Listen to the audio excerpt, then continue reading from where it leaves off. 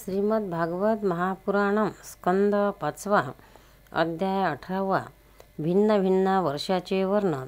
श्री शुकदेव म्हणाले, भद्राश्व वर्षामध्ये धर्मपुत्र भद्रश्व आणि त्याचे मुख्य सेवक भगवान वासुदेवाच्या हयग्रीव नावाच्या धर्ममय प्रिय मूर्तीला अत्यंत समाधिनिष्ठेने हृदयात स्थापित करून या मंत्राचा जप करीत अशा प्रकारे स्तुती करतात। भद्रश्व आणि त्याचे सेवक म्हणतात, चित्त शुद्ध करणाऱ्या ओंकार स्वरूप भगवान धर्माला नमस्कार असो। अहो, भगवंताची लीला मोठी विचित्र आहे, ज्याच्यामुळे हा जीव संपूर्ण लोकाचा संहार करणारा काळाला पाहूनही त्याच्याकडे दुर्लक्ष करतो आणि तुच्छ विषयांचे सेवन करण्यासाठी पापमय विचारात गुंतून आपल्याच हातांनी पुत्र, पिता इत्यादींचे मृत शरीरे जाळूनही स्वतः जिवंत राहण्याची इच्छा करतो। हे जन्मरहित प्रभो, विद्वान लोक जग नश्वर आहेत असे म्हणतात आणि सूक्ष्मदर्शी आत्मज्ञानी असेच पाहतात सुद्धा, तरी आपल्या मायेने लोक मोहित होऊन जातात। आपण अनादी आहात आणि आपली कृत्ये मोठी आश्चर्यकारक आहेत। मी आपणास नमस्कार करतो। परमात्म्यानं आपण अकर्त आणि मायेच्या आवरणाविरहित आहात, तरीसुद्धा जगाची उत्पत्ती, स्थिती आणि प्रलय ही आपलीच कर्म मानली गेली आहेत। ते ठिकाणच आहे, ही काही आश्चर्याची गोष्ट नाही, कारण सर्वज्ञ रूपाने आपण सर्व कार्याचे कारण आहात आणि या कारणभावापेक्षा आपले शुद्ध स्वरूप सर्वथैव वेगळे आहे। आपले शरीर मनुष्य आणि घोडा याचे संयुक्त रूप आहे। प्रलय काळामध्ये जेव्हा तमोगुणी दैत्याचे वेद चोरून नेले होते, त्यावेळी ब्रह्मदेवाने प्रार्थना केल्यावरून आपण ते रसातळातून आणून दिले होते। अशी अमोघ लीला करणाऱ्या सत्यसंकल्प आपणास मी नमस्कार करीत आहे। हरिवर्ष खंडामध्ये भगवान नरसिंह रूपाने राहतात। त्यांनी हे रूप कोणत्या कारणाने धारण केले होते त्यांचे पुढे 7व्या स्कंदात वर्णन केले जाईल। भगवंताच्या त्या प्रिय स्वरूपाची महाभागवत प्रल्हाद त्या वर्षातील इतर पुरुषासह निष्काम आणि अनन्य भक्तिभावाने उपासना करीत आहे। प्रल्हाद हा महापुरुषांना योग्य असा गुणांनी संपन्न आहे। तसेच त्याने आपल्या शील आणि आचरणाने दैत्य आणि दानवांच्या कुळात पवित्र केले आहे। तो या मंत्राचा जप करून स्तुती करतो। ओंकार स्वरूप भगवान श्री नरसिंह देवांना नमस्कार असो। आपण अग्नी इत्यादी तेजाचेही तेज आहात, आपणास नमस्कार असो। हे वज्रनखा, हे वज्रदृष्टा, आपण आमच्या समोर प्रगट व्हावे। आमच्या कर्मवासना जाळून टाका। आमचा अज्ञानरूपी अंधकार नष्ट करा। ओम स्वाहा, अभयदान देत आमच्या अंतःकरणात प्रगट व्हा। ओम क्षौम, हे नाथ श्री विश्वाचे कल्याण हो। दुष्टाची बुद्धी शुद्ध हो। सर्व प्राण्यांमध्ये एकमेकांमध्ये सद्भावना उत्पन्न हो। सर्वजण एकमेकांचे हितचिंतक करोत। आमचे मन शुभ मार्गात प्रवृत्त हो आणि आम्हा सर्वांची वृत्ती निष्काम भावाने भगवान श्रीहरीमध्ये प्रवेश करो। घर, स्त्री, पुत्र, धन आणि बंधू बांधवांमध्ये आमची आसक्ती नसो आणि ती उत्पत्ती होणार असेल तर केवळ भगवंताच्या प्रेमी भक्तांमध्येच हो। जो संयमी पुरुष फक्त शरीर निर्वाहापुरत्या अन्न वगैरे संतुष्ट राहतो, त्याला जशी शीघ्र सिद्धी प्राप्त होते तशी इंद्रिय लोलुप्त पुरुषाला होत नाही। त्या भगवत भक्ताच्या संगतीने भगवंताने तीर्थतुल्य पवित्र चरित्र ऐकावयास मिळते, जे त्याची असाधारण शक्ती आणि प्रभावाचे सूचक असते। त्याचे वारंवार श्रवण करण्याच्या कानातून भगवंत हृदयात प्रवेश करतात आणि त्यांचे सर्व प्रकारचे शारीरिक आणि मानसिक मळ नष्ट करतात। अशा भगवंत भक्ताची संगत कोण करू इच्छिणार नाही। ज्या पुरुषाची भगवंतामध्ये निष्काम भक्ती आहे, त्याच्या हृदयात सर्व देवता, धर्म, ज्ञान इत्यादी संपूर्ण सद्गुणासह नेहमी निवास करतात। परंतु जो भगवंताचा भक्त नाही, त्याच्यामध्ये महापुरुषाचे गुण कुठून येऊ शकतील बरे? तो तर निरनिराळे संकल्प करून नेहमी बाहेरच्या तुच्छ विषयाच्या मागेच धावत असतो. त्याप्रमाणे माशांना पाणी अत्यंत प्रिय, त्यामध्ये जीवनाचा आधारच असते. त्याचप्रमाणे साक्षात श्रीहरीसुद्धा समस्त देह धारण करण्याचेच प्रियतम आत्मा आहे. जर कोणी महाभिमानी पुरुष त्यांचा त्याग करून घरामध्येच आसक्त होईल, तर त्या अवस्थेत पुरुषांचा मोठेपणा फक्त वयाच्या आधारावरच मानला जाईल, गुणांच्या दृष्टीने नाही. म्हणून तुम्ही लोभ, राग, द्वेष, क्रोध, अभिमान, इच्छा, भय, दीनता आणि मानसिक संतापाने मूळ असलेल्या, तसेच जन्म मरणारूप संसार चक्रात ओढणाऱ्या घर इत्यादींचा त्याग करून भगवान नरसिंहाचे निर्भय चरणकमलाचा आश्रय घ्या. केतुमाल वर्षामध्ये लक्ष्मीचे आणि सहस्वर नावाच्या प्रजापतीचे पुत्र आणि कन्या यांचे कल्याण करण्यासाठी भगवान कामदेव रूपाने निवास करतात. रात्रीच्या अभिमानी देवतारूप कन्या आणि दिवसाच्या अभिमानी देवतारूप पुत्रांची संख्या मनुष्याच्या 100 वर्षाच्या आयुष्याच्या दिवसरात्री इतकी, म्हणजे 36,000 वर्ष आहे. आणि तेच त्या वर्षाचे अधिपती होत. परमपुरुष श्री नारायणाच्या श्रेष्ठ अस्त्र सुदर्शन चक्राच्या तेजाला त्या कन्या घाबरतात.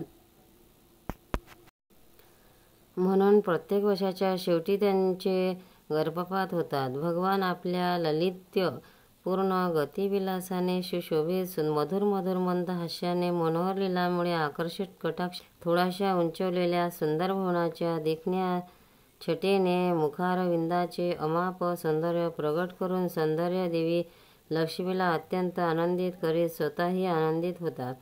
परम समाधी योगाने श्री लक्ष्मी भगवंताच्या त्या मायामय स्वरूपाचे रात्रीच्या वेळी प्रजापती सहस्वराच्या कन्यासह आणि दिवसा त्यांच्या पतीसह आराधना करते आणि या मंत्राचा जप करते, जे इंद्रियाच्या नियंत्रक आणि संपूर्ण श्रेष्ठ वस्तूचे उपस्थित स्थान आहेत. क्रियाशक्ती, ज्ञानशक्ती आणि संकल्प निश्चित इत्यादी चित्ताचे धर्म व त्यांच्या विषयाचे अधिपती आहेत. 11 इंद्रिये व 5 विषय या 16 कळांनी युक्त आहेत. जे वेदोक्त कर्मांनी प्राप्त होतात ते अनन्यमय, अमृतमय आणि सर्वमय आहेत. त्या मानसिक, इंद्रिय विषयक आणि शारीरिक बलस्वरूप अशा परम सुंदर भगवान कामदेवांना ओम हा ही हूं या बीजमंत्रासह सर्व बाजूंनी नमस्कार असो. आपण इंद्रियाचे अधिपती अधीश्वर आहात. निरनिराळ्या कठोर व्रतांनी स्त्रिया आपलीच आराधना करून अन्य लौकिक पतीची इच्छा करतात, परंतु ते पती त्यांचे प्रिय पुत्र, धन आणि आयुष्याचे रक्षण करू शकत नाही, कारण ते स्वतःच परतंत्र आहेत. जो स्वतः सर्वथा निर्भय आहे आणि दुसऱ्याला भयभीत लोकांचे सर्व प्रकारे रक्षण करू शकतो, तोच खरा पती होय. असे पती एकमात्र आपणच आहात. एकापेक्षा अधिक ईश्वर मानले तर त्यांना एकमेकांपासून भय असण्याची शक्यता असते. म्हणून आपण आपल्या प्राप्तीपेक्षा अधिक दुसऱ्या कोणत्याही लाभ मानित नाही. हे भगवान, जी स्त्री आपल्या चरण कमलांचे पूजन करणेच इच्छिते, अन्य कोणत्याही वस्तूची इच्छा करत नाही, तिच्या सर्व भावना पूर्ण होतात. परंतु जी कोणतीही एक कामना घेऊन आपली उपासना करते, आपण तिला केवळ तेवढीच वस्तू देता आणि भोगसामान्य झाल्यावर ती वस्तू जेव्हा नष्ट होते तेव्हा तिच्यासाठी तिला दुःख करावे लागते.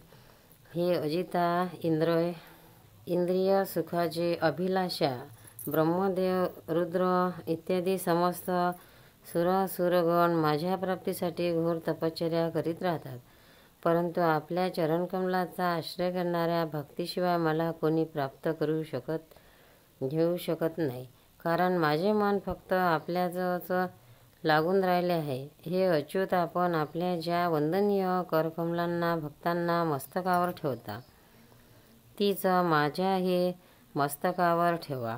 हे वरेण्य, आपण मला केवळ श्रीवत्सलांछन रूपाने आपल्या वक्षस्थळावरच धारण करता. आपण सर्व सामर्थ्य आहात. आपण आपल्या मायेने ज्या लीला करता त्याचे रहस्य कोण जाणू शकेल. भगवंतांनी रम्यक वर्षामध्ये तेथील अधिपती मनूला पूर्वी आपले परमप्रिय मत्स्यरूप दाखविले होते. अजूनही मनू भगवंताच्या त्या रूपाची मोठ्या भक्तिभावाने उपासना करतो आणि त्या मंत्राचा जप करीत स्तुती करतो.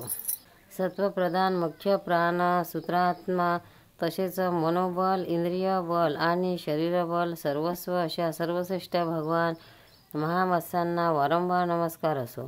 प्रभू, नट ज्याप्रमाणे कंठपुतळ्याचा नाचवतो त्याचप्रमाणे आपण ब्राह्मण इत्यादी नामाच्या दोरीने संपूर्ण विश्व आपल्या अधीन करून घेऊन नाचवित आहात. म्हणून आपण सर्वांचे प्रेरक आहात. लोकपालसुद्धा आपल्याला पाहू शकत नाही, परंतु आपण सर्व प्राण्यांच्या आत प्राणरूपाने आणि बाहेर वायुरूपाने नेहमी संचार करीत असता.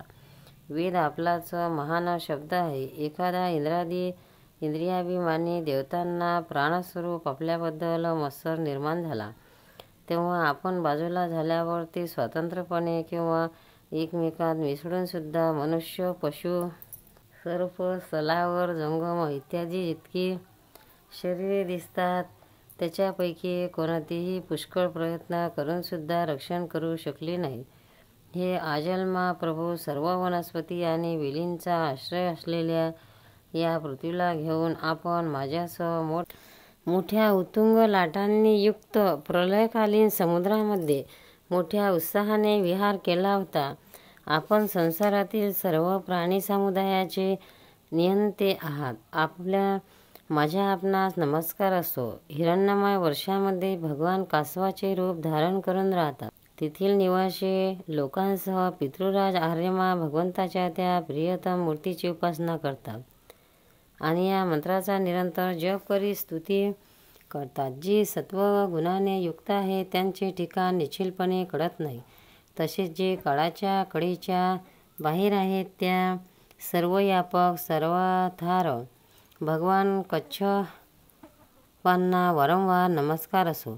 अनेक रूपांमध्ये प्रतीत होणारा हा दृश्यप्रपंच जरी मिथ्या आहे असे वाटत असले, म्हणूनच त्याचे वस्तुतः काही मोजमाप नाही, तरीसुद्धा हे मायेने प्रकाशित होणारे आपलेच रूप आहे आणि वाचनीय रूप. अशा आपणास माझा नमस्कार असो. आपण एकमात्र असूनही जरायु, स्वेददंड, उद्भिज, स्थावर, जंगम, देव, ऋषी, पितृगण, भूते, इंद्रिय, स्वर्ग, आकाश, पृथ्वी, पर्वत, नदी, समुद्र, द्वीप, ग्रह इत्यादी वेगवेगळ्या नावांनी प्रसिद्ध आहात.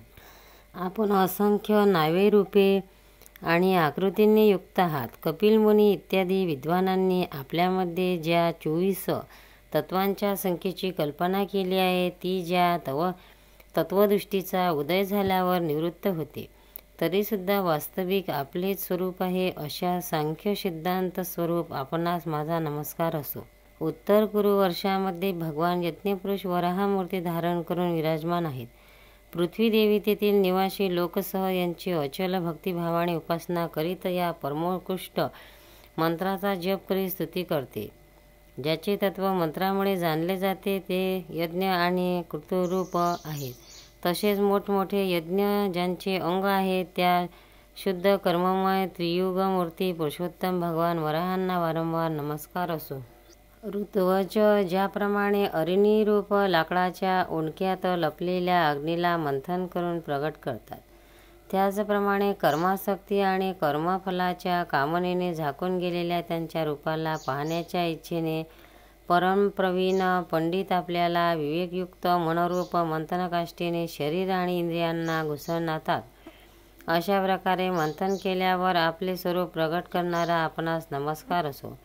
विचार तसेच यम नियमादे योगिक साधनामुळे ज्याची बुद्धी निरात्मक झाली आहे, हे महापुरुष द्रव्य, विषय किंवा इंद्रियाचे व्यापार, हेतू, इंद्रियाच्या देवता, अयन, शरीर, ईश्वर, काल आणि कर्ता, अहंकार इत्यादी मायेचे कार्य पाहून त्यांच्या वास्तविक स्वरूपाचे निश्चय करतात. अशा मायिक रूपांखेरीज असलेल्या आपणास वारंवार नमस्कार असो.